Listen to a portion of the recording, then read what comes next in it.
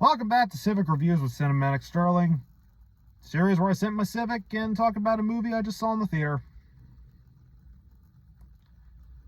This one is going to be hard for me to do because I like to keep, if I'm talking about a movie we're reviewing for cool kids, then I generally like to keep my thoughts like spoiler free and just keep them brief. Then when we do cool kids, I'll give the full review. I'm going to try my best. I just got out of seeing Joker Folie, Deux, and I'm a huge fan of the first Joker. It's one of my favorite movies. It was one of my favorite movies of 2019. I loved Joaquin Phoenix's performance. I loved the setting. The score was beautiful. I loved the message and themes of the movie of, what happens when we don't take mental health seriously, and if we push someone who has these issues too far and not give them the help they need. I didn't think this needed a sequel, but I mean, I was curious and I was optimistic because, Todd Phillips and Scott Silver were coming back.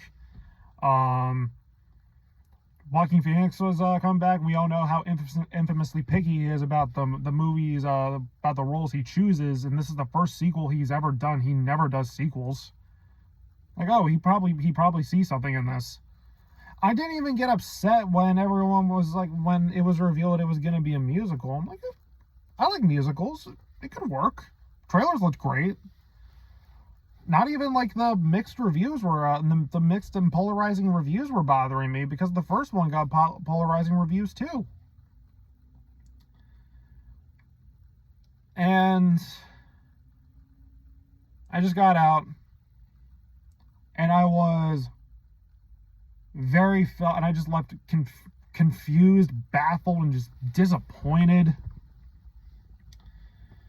I can praise some of the technical aspects. I mean, the movie looks beautiful and the performances, they're all great. Joaquin Phoenix, he's still awesome as this version of the Joker. Lady Gaga, I did like her in as Harley Quinn. The movie looks beautiful. Score, once again, is by the same composer. It's still great. But again, it's hard for me to just get into all my thoughts because I would like to keep these brief, but every time this movie had a good idea, it would go nowhere. Like, they would just squander it. The musical sequences felt more like filler than anything else, not to mention they were all very bland. And Joaquin Phoenix, his singing in this, he was not a good. His singing voice in this is not good. And he played Johnny Cash in Walk the Line, and his singing was good.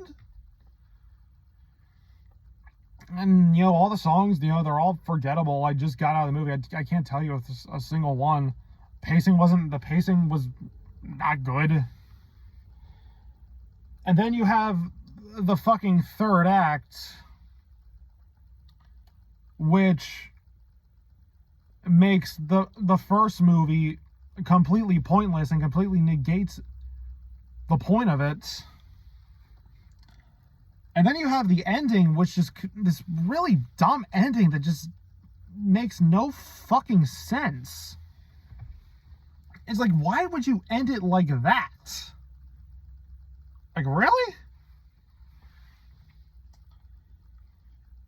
And honestly, like, I know it's like a lot of people, some reviewers, I do watch and respect, they're saying this felt more like an epilogue than an actual sequel. And honestly, yeah, I'm inclined to agree with them. Just, there were good ideas here, like, the idea of, like, this version of Harley kind of being I mean, I don't really like how they made her an inmate. The idea of Joker, manipulating this psychiatrist into falling in love with him and just breaking her mind is just more interesting than her already being crazy. But the idea, of her being the one to manipulate Arthur, I mean, that's not a bad idea. But they go nowhere with it. They could have, done a better job, with the whole, that there are people out there that actually idolize psychopaths. There are people out, hell, there were women who thought Jeffrey Dahmer was hot, despite the fact that he was gay. Like, I was hoping they would go somewhere with it, but they don't. I was hoping they would go more into more of the harsh treatment of inmates in mental hospitals, but they don't really go into it much until before the third act of the movie, where this is the one thing I'm gonna go away. There's a fucking rape scene in this movie. Spoilers. There's a scene where 3 guards gang rape Arthur. Yeah. And I am going to give this detail away about the third act. Spoilers. Because I know I keep saying, I want to save my thoughts for the cool kids, but no, I need to get this shit out of the way. In the end, it's revealed Arthur is on the stand. He says, "Oh, there was no Joker. It was just me." Huh? The ending of the first movie established, that Arthur and the Joker, they're one. They're one and the same. Hell, he's not even really, like when he finds out about his past, it turns out he's not even Arthur. He's not even a Fleck. He's just this kid that was abused by this psychopath. Like, he's nobody. And when he becomes, and him becoming Joker is him embracing his true self. That scene at the end where he's on top of the car, all the people are just cheering him on. He does the bloody smile. Like, that's him, like, embracing, like, this is me. Goodbye, Arthur. There is no Arthur, only Joker. But I guess that doesn't matter anymore. It makes the first movie pointless. I'm starting to believe the theories that because I remember Todd Phillips saying he didn't want to do a sequel, but then he said, "Oh, we'll do a sequel if we have like a good idea for one." This was WB saying, "This was the first R-rated movie to ever make $1 billion. You got to do a sequel. Just do something." And this is what they gave us. I genuinely wanted to give this movie a chance. I wanted to love it. I was so excited for it. And this ended up becoming something to akin of Wonder Woman 1984. Where you had this great first movie. And then you follow it up with this. And people were actually, no joke, people were walking out of my theater. Like, I was shocked. And this movie, it didn't work. It didn't. Just because we're excited for something doesn't automatically mean we're gonna love it. We've all been let down by movies, we were excited for, that ended up sucking. Like, I was excited for Argyle.